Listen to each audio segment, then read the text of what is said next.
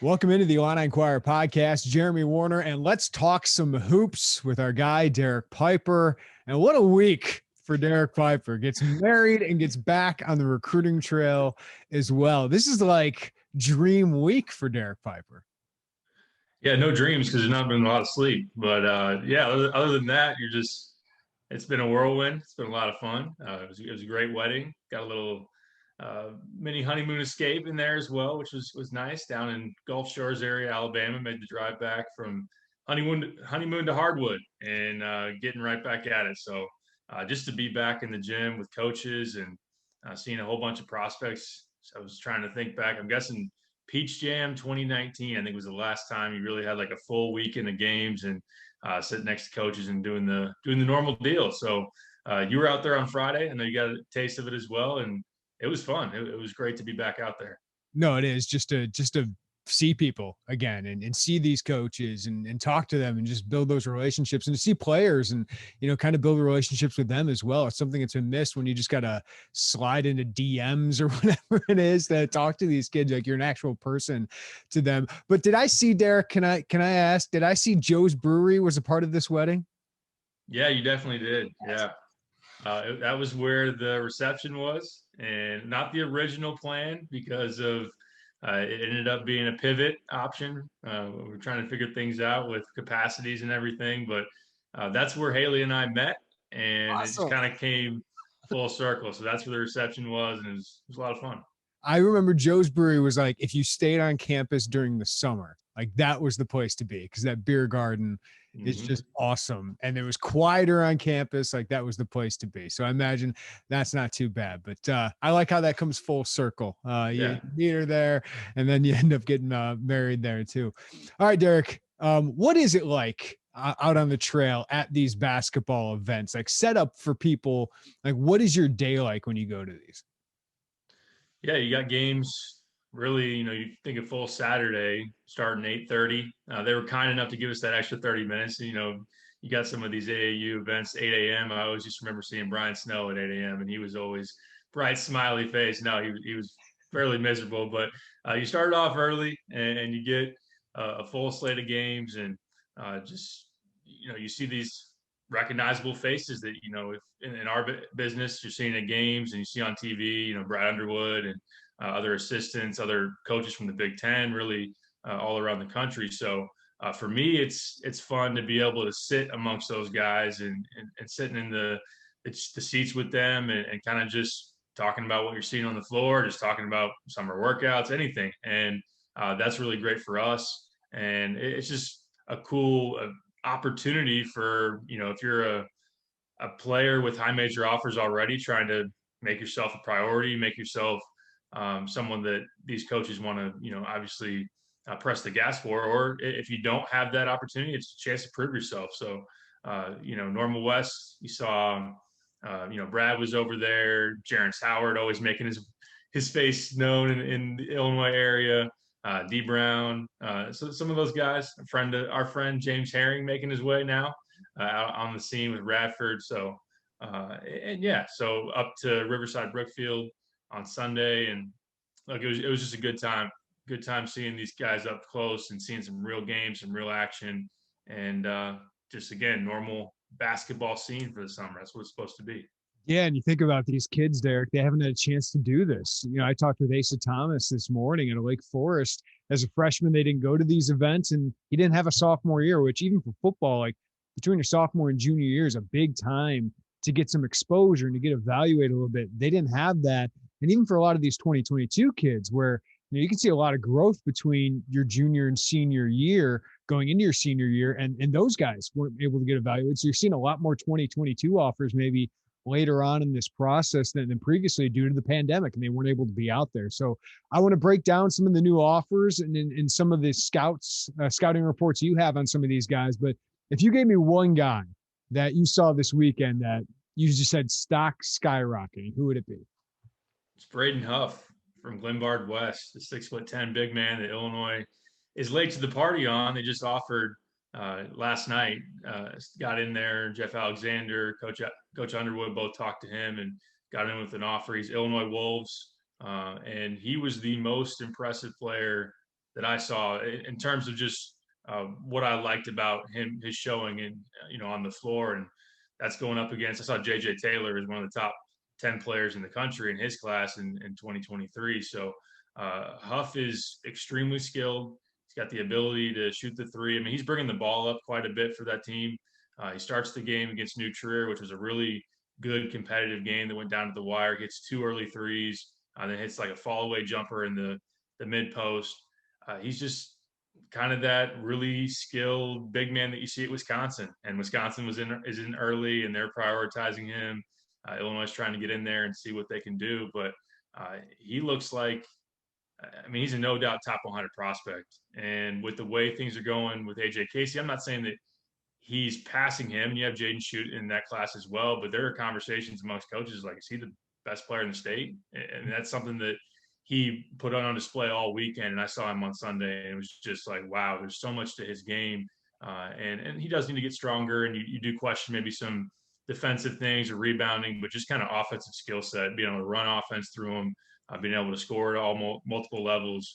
He was really, really impressive. And we know how important that 4 position is for Illinois and future recruiting, and how much they've struggled to recruit that position.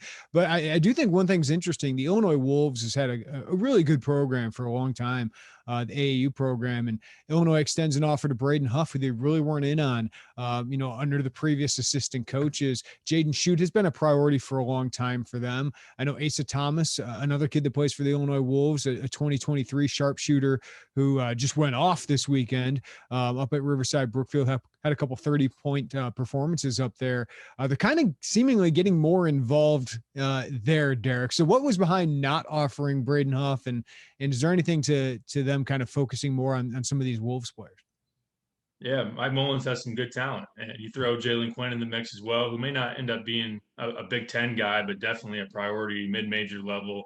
He's got some good players, and in terms of Huff and the offer not coming earlier, it was obviously tough to evaluate, just not having a normal summer and coaches not being able to get out on the recruiting scene. And it depends on the coach or depends on the film or whatever it may be, but a lot of guys like to evaluate in person and kind of, be able to see them in a game setting before they prioritize or offer or whatnot. But I would say Illinois dropped the ball there because there was some available tape, and the Wolves were having some weekend runs where Max Christie was still, out there on the court with them. Chris Hodges is going to Wisconsin. So they pieced a lot of good players together, and they were sending out this film. And I remember I mentioned Brian Snow hitting me, and it's like, man, Braden Huff is really, really good, and I'm going to probably rank him in the top 100.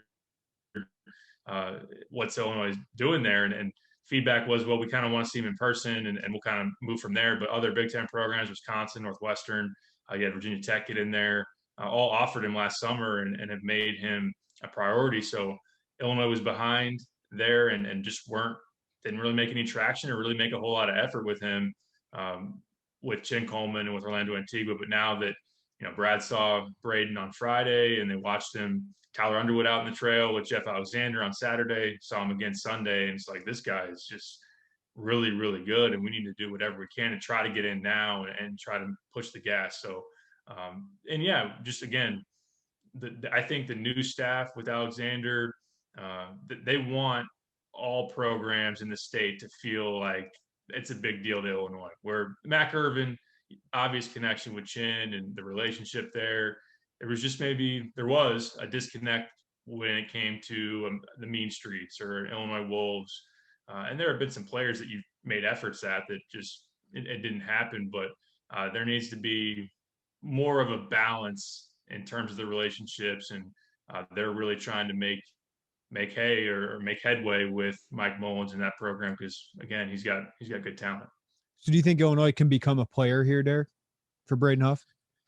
That's a good question. I know that I've heard that Braden was obviously, miffed by the fact that the in-state program didn't offer or give him even really a look. As far as I know, didn't make a phone call to him when, again, there was his game on film and other Big Tens called him. So you'd have to kind of wait and see his response. It sounds like the initial conversations last night were positive, but we'll see if he takes a visit. They're going to want to do that. He's taking an official He's got official. I don't know if he took it already to Wisconsin. So they're really trying to push that, and it remains to be seen how much Illinois can do. But I'd say, before AAU starts, if can they get Huff on campus, that would be a good indicator to me whether he'd give Illinois a serious consideration.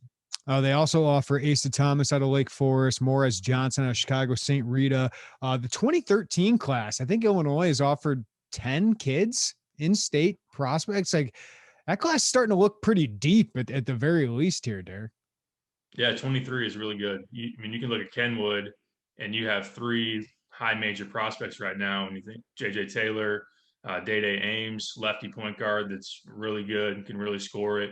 And then Davius Lowry, who LSU's come on and offered. Illinois was in there really early. He's a 6'7", high motor forward that can do a number of different things. And and you throw in Asa Thomas. I've heard that I didn't get a chance to see him in person this weekend, but there was a buzz about him as far as just pure shot maker and can really make shots from all over the floor. So it's really deep. It's really deep when you think about what's out there. And there's even guys that have left the state who have in-state ties, like Jeremy Fears, of course, who's top 30 point guard that Illinois has him right at the top of the list. Matas, I'm going to butcher his last name, who transferred out to the Northeast. He's another one who Eric Bossie's recently written about as maybe, high 4-star conversation with him. So a lot of good talent. And then you mentioned Morris Johnson, 24. St. Rita has him, and James Brown, the big man. That's really intriguing. There is in future classes some exciting talent for Illinois. Yeah, and what'd you think of the Chicago Kenwood show? Just absolutely loaded. Like, Nick Irvin leaves Morgan Park, Mike Irvin now at Kenwood, and Kenwood's got a good football program too, but the basketball program there is just absolutely loaded with talent. Yeah, you could tell that Kenwood was about to play when you had maybe every coach in the gyms flock to that particular set of rims, and just all the fans. And J.J. Taylor is incredible. I don't know if he's going to play in college, but he is. And I was looking up some of the composite rankings.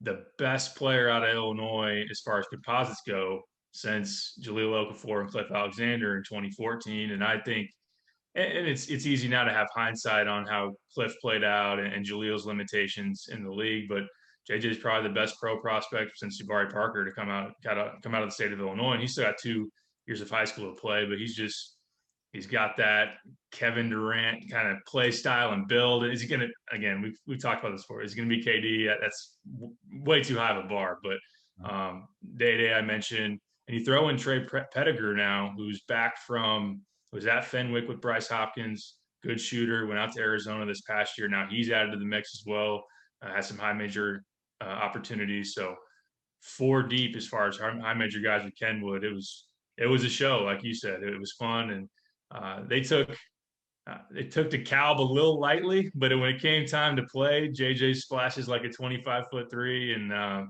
put them away. So it was fun to check them out.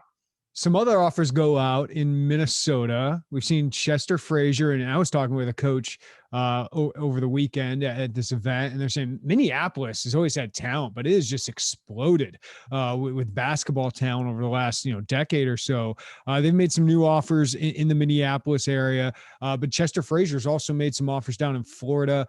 So Chester's kind of been all over the country, and not surprising, he is grinding. But what do you take away, Derek, so far from the Underwood, Alexander, Frazier, and / Tyler Underwood on the road right now as we wait for that other assistant?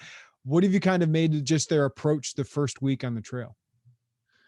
Yeah, Chester is going to be someone that's just going to go wherever the talent is. He's got good connections. And again, we got to see it pan out and turn into commitments and load up those classes and be able to capitalize on these relationships. But he's someone that is a grinder. He definitely, he starts out there in Washington, D.C. They're watching on Friday. I know Cam Whitmore out there from Maryland is a guy, 4-star wing that they're in on 2022. Probably get an official visit from him just based on previous connections with Chester. And then he goes to Minneapolis. And like you said, there's been good talent there for a handful of years here recently. Off the top of the head, you think of like Amir Kofi and Gary Trent from that area. So going up there and being aggressive. And we've heard of, Texas, and I'm sure we're going to talk about Cam Corrin, who's on campus for an official. That's, again, Chester recruiting that. So with Jeff, I know it's going to be fairly regional, but I don't think it's going to be limited to that. But I think that he definitely wants to make inroads. Brad Beal elite program down St. Louis area. We'll see what that third assistant is going to be as far as Chicago goes. But Illinois Wolves is going to be a focal point for him. And he was out there, actually started the period in Arizona, looking at Kylan Boswell, who's from the Champaign-Urbana area, is an exciting talent that is in 2023 as a guard that just got an offer from Kansas. So he's got that local tie that Jeff is working there as well. So they're all over the place. And Brad has always said, I don't care where they come from, as long as they're players and they're about what we're about. So that's definitely staying the same. All right, so class of 2022, that's of immediate importance here, and they need a lead guard, they need a big man, probably going 4-man after being a wing-heavy class last class. So Jaden Epps, I might have seen him on campus when I was on campus on Thursday, getting the tour from Chester Frazier and the other Illini coaches. What do you think of Illinois, what they were able to do there, and where they kind of stand in a recruitment for a former Providence commit who's got a lot of good options? Yeah, he's a big one for Illinois, and Chester had recruited him hard for a while there at Vatech, and he ultimately committed to Providence. But now, as soon as he opened it up, Illinois was right there with an offer and prioritizing him. Good connections. I talked to Epps' dad going into that visit, and he spoke really highly of Chester. Still trying to learn more about the program and get familiar with Brad, which they were able to do on the visit. It sounds like that was a good visit for them. They got Kansas before the end of the month, and that's going to be one to watch. I think the Kansas you kind of highlight and say, if we're going to win this recruitment, that's who we got to beat. Frank Mason, he plays like him. In terms of just a really quick score off the bounce guard that can just fill it up. And same AAU program, team loaded out there on the East Coast. That's where Frank played. So they've got those inroads and connections there. But I think that Illinois has done a good job, put themselves in a nice position for him. They're going to be a major player as far as the indications that I've gotten. And maybe it's one that it is going to be one you bring back on an official visit and hope to do that in the fall. So he's right at the top of their board. Like you said, guard is a priority because you're going to lose Trent. You're going to lose Plummer.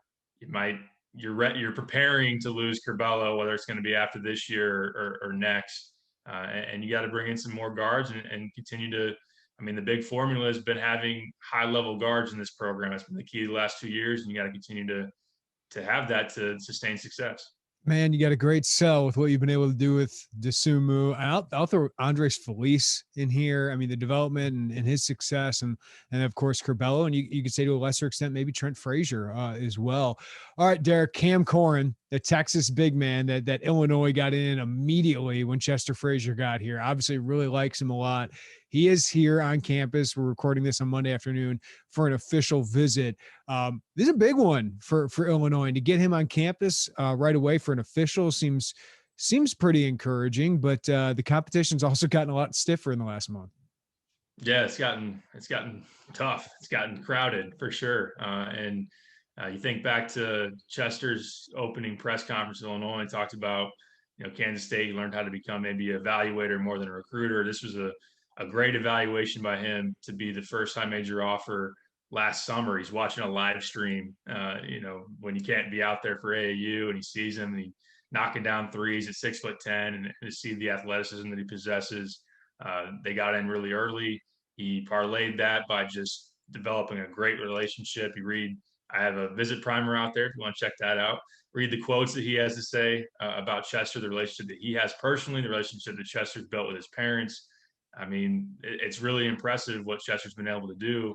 Now he's got to get that with Brad and being on campus, getting the feel and everything. But the original plan was to wait until the fall, big football weekend. They were kind of looking at that Nebraska game to wait for him to get the feel of the whole campus and everything. But in the last month, he's had Texas, Kansas, Florida State offer. Earlier in the spring, he had LSU, Oklahoma, Texas Tech. So yeah, it's gotten crazy with him. A guy that's still unranked, but you look at him, you look at his offer list, looks like a top 75 or higher type of kid. And I mean, he's really intriguing and exciting on tape. That's his athleticism, stretch the floor, block shots. He's got a lot of upside. Derek, any other visits, prospects that fans should have in mind as we go through another, weekend this weekend of evaluation, and of course, July. It's going to be a busy month ahead. Yeah, it's progressing. I'm sure they're still trying to fill that out. You'd still like to see some of these guys in state. I mentioned Braden Huff. I know that's one that they definitely want to be able to get on campus here before July, or at least before that first evaluation period for AAU. I'd still look at, a JJ Taylor or Day Ames, those Kenwood guys they'd like to bring in. They did have Jaden Shoot on campus, and he's at Iowa now. Was at Michigan State this past weekend. Everybody was worried about commit watch. Not saying that made it through. Yeah, you at least made it through. At least made it through that. So that was good news for Illinois. So we'll see here. There's a bunch of prospects, bunch of guys that haven't seen Illinois, and they're definitely active. I want to get to the current roster and some more finalized news about what that will look like. But looking ahead, Derek, we're still waiting, but Josh Whitman told us, just chill. Don't worry about it. There's going to be a third assistant. It's a timing thing, which I wish Brad Underwood could have came out and said that about a month and a half ago, if he knew that. Maybe calling people down in our message board especially. But when are you expecting a third assistant on the trail? How long are you expecting Tyler Underwood to handle a little bit of, hey, show up in an Illinois polo appearances? That's a good question.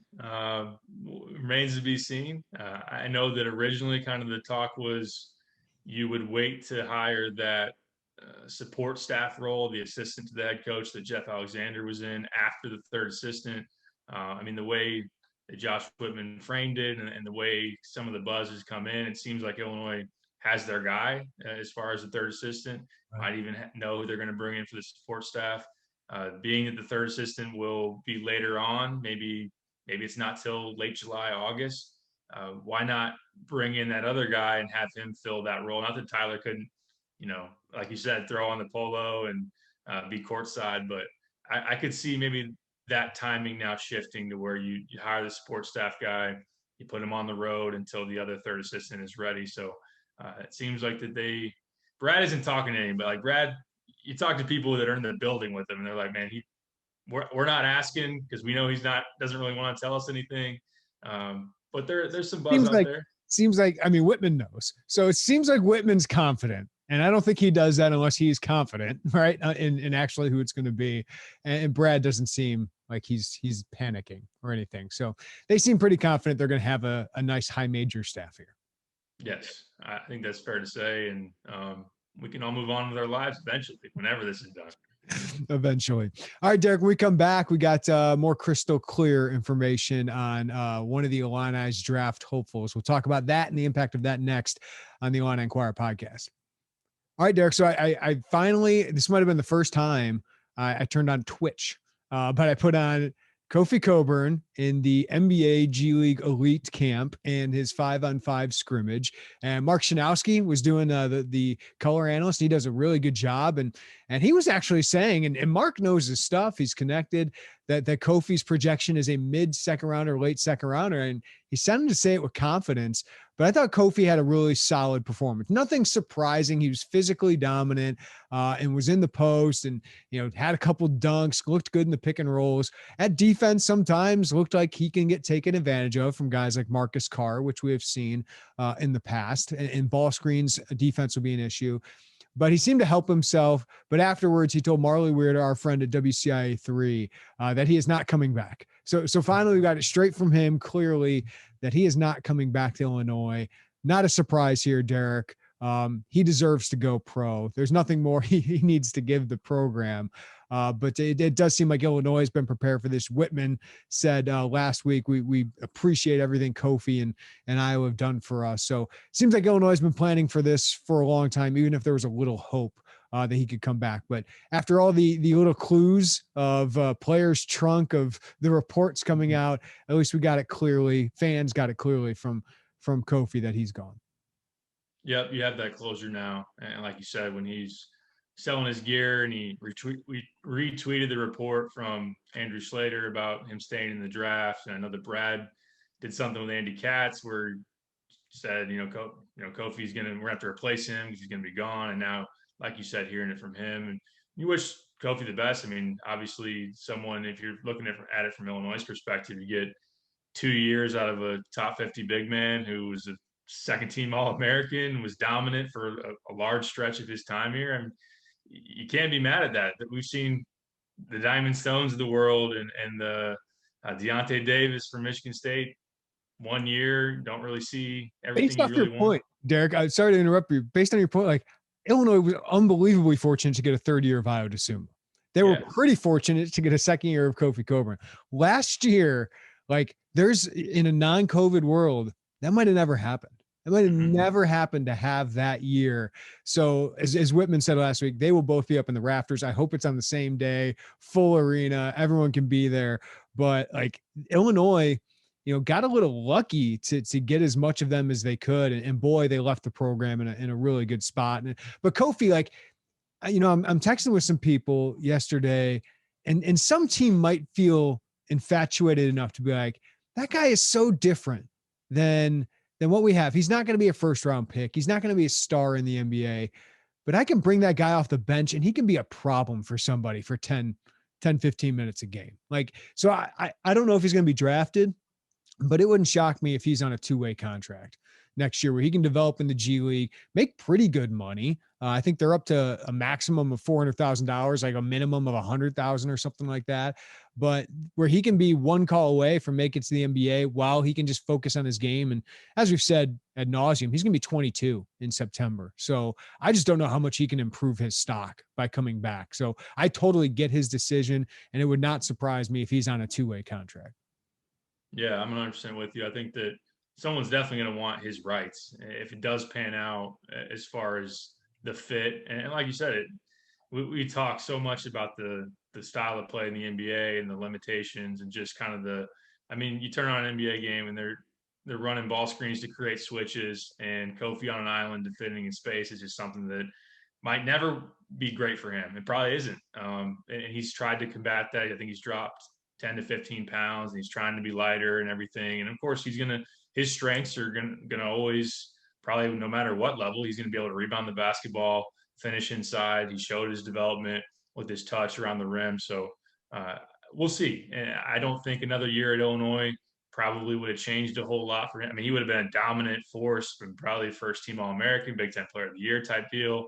But maybe it didn't matter a whole lot. And given his age, I mean, only he knows his family situation as far as where they're at and trying to support them. I mean, you can't blame him for making that step and knowing that he's going to have a professional opportunity to make money for himself and do all that. So excited to see what that pans out. And hopefully I'd love to see him get picked. I think that'd be great.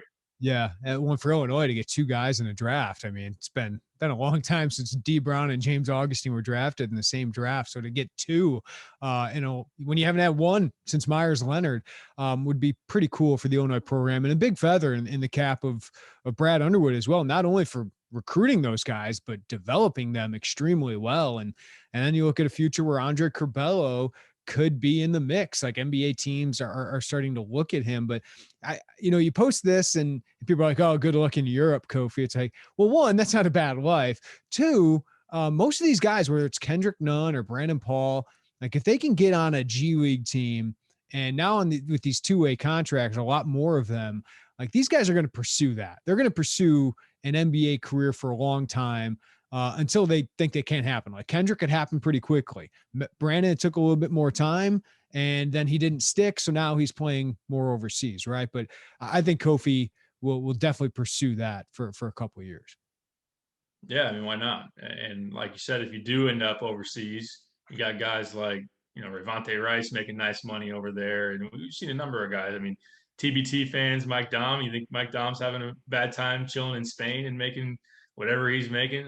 There's a good life for a player like that. But yeah, definitely in terms of just keep getting opportunities. And again, with what he does so well and just the uniqueness of him, I could see, you're going to see him in the summer league. You're going to see him maybe preseason rosters and getting a chance. So we'll see. He's just a unique case. He's a unique case that we don't see a whole lot of here recently.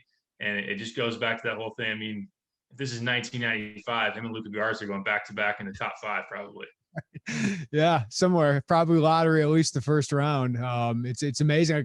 I think Luka's translates a little bit more to the NBA just because he can shoot. He reminds me a little bit of a Met Okor for you early 2000s NBA fans, but defensively, man, he's got issues too, right? But Kofi just hasn't shot. But Boban is in the league. Andre Drummond is in the league. Udoka Azuke is in the league. Like, there's some guys that are in the league making money. Just to be kind of that rotational matchup problem big. Okay, Derek, so Kofi definitely gone. Illinois has Omar Payne. They added him knowing Kofi was likely to go, and I think that's a nice piece for them. But they have a lot of question marks and 2 open scholarships left. So Coleman Hawkins is obviously going to be a big part of this. Jacob Grandison probably going to have to play a little bit more for this year. But it seems like they'll be in that transfer portal, and we'll see what opens up. We'll see what opens up after the NBA draft and some of those guys who are in the G League camp, if they open things up. But there's a lot to play out left with that front court rotation, because they still need one piece if they're going to be, contending for one of the top spots in the Big Ten. Yeah, absolutely. They know they need another big man who can make an impact, at least be a rotational piece to play behind Omar Payne and be able to have that depth there, because you don't want to go too thin to where it's Omar, Coleman, and then behind him it's Lieb or BBV, who we're not having high expectations for. So they're going to be in the mix. They're going to be active right now.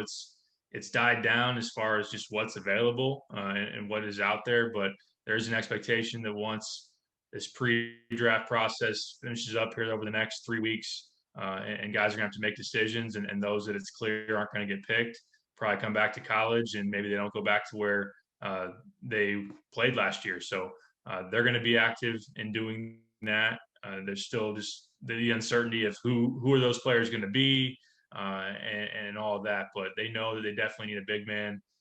They have been encouraged just based on what limited they've seen of Payne here recently. I mean, he's a really good athlete, can run the floor, can defend. They're going to be able to do some different things with him, but they need another big man, especially because there are questions of Coleman, defending fives, rebounding, and then everything behind him.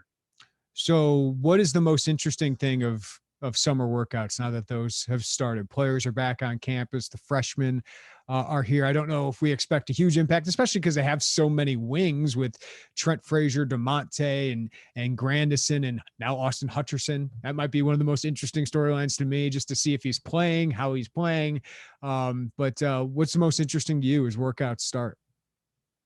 Yeah, I think for me, one of the biggest storylines is just Coleman's development and what he's going to ultimately be able to bring for you this year. Because I just think as a 4-man, he's, because of his skill level, his ability to stretch the floor, his height, he can bring a lot to the table. I think he can help you do, we haven't seen any pick and pops, any kind of like the short roll where you can, roll him. And if you do blitz Curbelo, you can dump it off to him, around the free throw line, and he's a good passer, can make some decisions.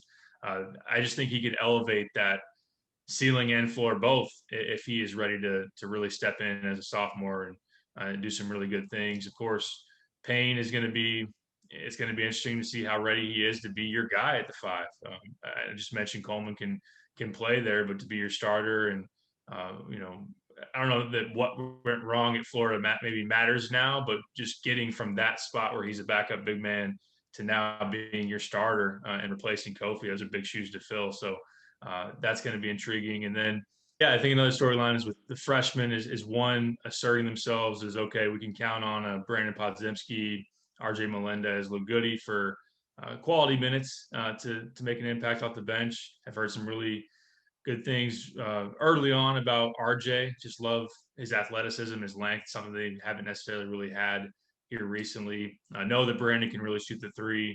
Goody's kind of that all-around player that I think he's going to need some time to progress and get stronger and everything. But can one of those guys be someone I don't know that you have to count on too much, because you have a lot of depth. You have veterans and you have a lot of depth, but can one kind of say, okay, we're going to bring him off the bench and he's going to help us early on. And I would throw in one little nugget here. Alfonso Plummer's impressing people. Like, can really get out and go, can really shoot the three. Apparently he's had a really good time here in some pickup games that Good dude's a bucket, man. Yeah. Yeah. I mean, and he's a vet. I mean, he's like 23 or whatever it may be. And but he can fill it up. There's been some excitement about his game. All right, I'm heading to hoop math right now. All right, I think Ken Pom has this stat of what numbers or what percentage of shots Illinois shot threes. It wasn't a lot, right? Like this year, they are going to be launching. They are going to be, I mean, their team is set up to launch threes. When you have potentially on the court at one time there, Andre Cabell not going to shoot a lot of threes, though I think we can expect more, right? Frazier, Plummer, DeMonte Williams, potentially all on the court at the same time. Like, those are three really great shooters, and that's how this team is built. Like, they are going to, I think pace and space is going to be true more than ever with Kofi gone, right? Like, this team changes a lot, both offensively and defensively, for the worse. And in some regards, obviously, as a consensus second team All-American, they're going to shoot a bunch of threes, a bunch. Like last year, their percentage of three-pointers was 24.4%. That was 318 in Division One. I imagine that's going to be top 75, top 50 next year. Yeah, I know that Underwood made a comment this weekend. It's like, we're going to play like the Jazz probably, just playing throwing up a lot of threes. That Omar is going to be that rim rolling big man, but if Coleman is playing some five or regardless, he's going to be shooting the three as well. We know Granderson can do it. That's going to be a big emphasis. We transition from throw it on the block to Kofi or get Io in the mid range and going to the rim. Now you have a lot of shot makers, and that is going to definitely be up and down pace and hoisting it up for sure. By the way, I want to give one shout out to Mike Latulip. Our boy's doing a heck of a job recruiting. Lands Brandon Paul. I think of that backcourt for House of Pain and the TBT, man. You're going to have Andres Felice, Ravonte Rice, and Brandon Paul all in the same backcourt. Oh, and Mike Dahm in the front court with a nice piece. Nana Egwu. They got some solid big men, but McCamey. I mean, they are loaded on the wing, man. Yeah, it's going to be really exciting. It's coming up next month, man. And just that physicality of those three you mentioned at the start there with Felice and Rice and Paul. That's going to be fun. Guys that can defend, guys that can get into the lane and make some plays, and obviously Ravonte and Paul can both just absolutely fill it up. And Felice showed that he could shoot the three last year a little bit better than he did as an Illini. So that's going to be really fun. And they put on a show last year. I know they're going to do it again. You got a chance to make money, man. Well, Derek Piper, congrats on the big week, man. Give our best to Haley with the big wedding. And then I know you were in heaven this weekend out on the road. So appreciate you sharing some insight about it. Absolutely. Yeah, it was a lot of fun, and get back after it here coming forward this weekend and ongoing. So thanks for the best wishes, and we'll do this again soon.